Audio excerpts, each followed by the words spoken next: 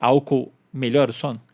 Ele causa a falsa impressão que melhora porque ele diminui a latência para o início do sono. Mais fácil dormir, né? Então você Adormecer. toma e adormece. Aí a qualidade do sono é que fica prejudicada. Aham. Que esse é outro aspecto. Eu e você, nós trabalhamos bastante naquele artigo que você fez o post lá, que tinham indivíduos lá que tinham dormido 6 horas, só que diziam que eles estavam ok. Não sinto sonolência, tá bem? Você vai testar a cognição deles. Tem prejuízo tanto quanto aqueles outros que reportam. Então, assim, a sensação subjetiva nem sempre é o melhor marcador. Então, subjetivamente, não, bebi e capotei, dormi.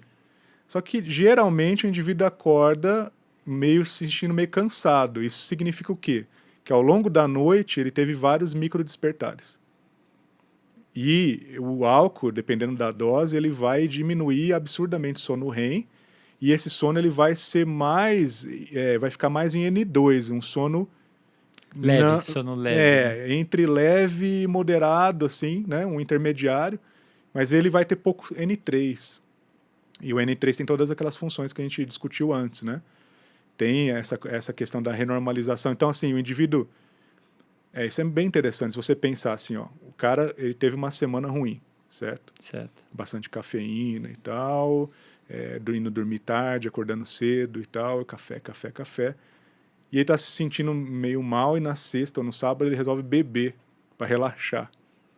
Clássico. Soa familiar aí, pessoal.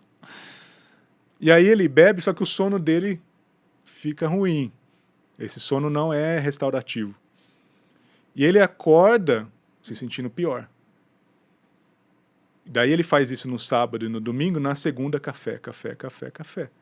Certo? Então fica nessa coisa de psicoestimulante e alguma outra droga para induzir rápido o sono. Só que a qualidade do sono não fica bom de não fica boa talvez. de jeito nenhum. E aí, conforme ele vai ficando privado cronicamente, ele começa a ter preferências alimentares que tendem mais ao calórico. Uhum. E hormonalmente também, os centros de saciedade no hipotálamo começam a ser afetados. E esse indivíduo começa a ganhar peso. E aí ele ganha no peso, o sono vai ficando ainda pior. Então, por exemplo, o sedentarismo associado a ganho de peso vai gerar a apneia obstrutiva do sono. Então, as vias aéreas superiores, elas, em algum momento, elas colabam. A hora que você entra em N3, a musculatura relaxa, ou em REM, e as vias aéreas superiores, se a musculatura não está forte, elas colabam. E aí você sufoca e o cérebro tem um reflexo. Quando falta oxigênio, né, fica com hipóxia e tem um reflexo que induz alerta. Então, só que você não acorda, você não acorda completamente. Você tem um micro despertar, vai para N2, N1 e volta a dormir. Você nem lembra.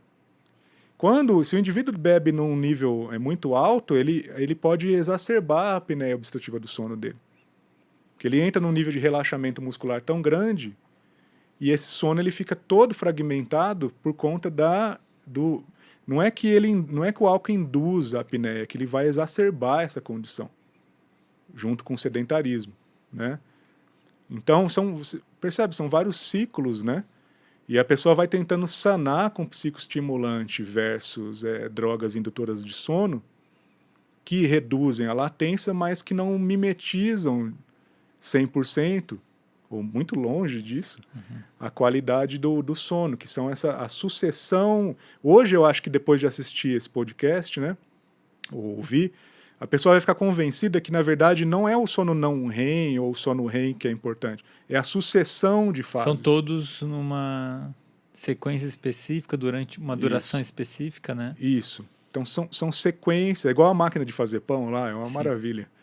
Então, assim, você tem um programa de cada máquina de coisa. lavar, né? Roupa também pode ser. Exato. Então, só que o sono é uma máquina de lavar roupa que o programinha dela se ajusta de acordo com o que aconteceu. De acordo com as roupas que você colocou ali. Exato. Então, existe uma plasticidade no sistema. Uhum. Tá? Então, o álcool, ele vai fragmentar o sono, tá? Ele vai reduzir a latência por início do sono e vai fragmentar o sono. Aí tem o uso crônico do álcool, que é outra história. O uso crônico do álcool vai acabar, então, entre uma dose e outra, aumentando a expectativa daquilo, que é história muito parecido com o cigarro.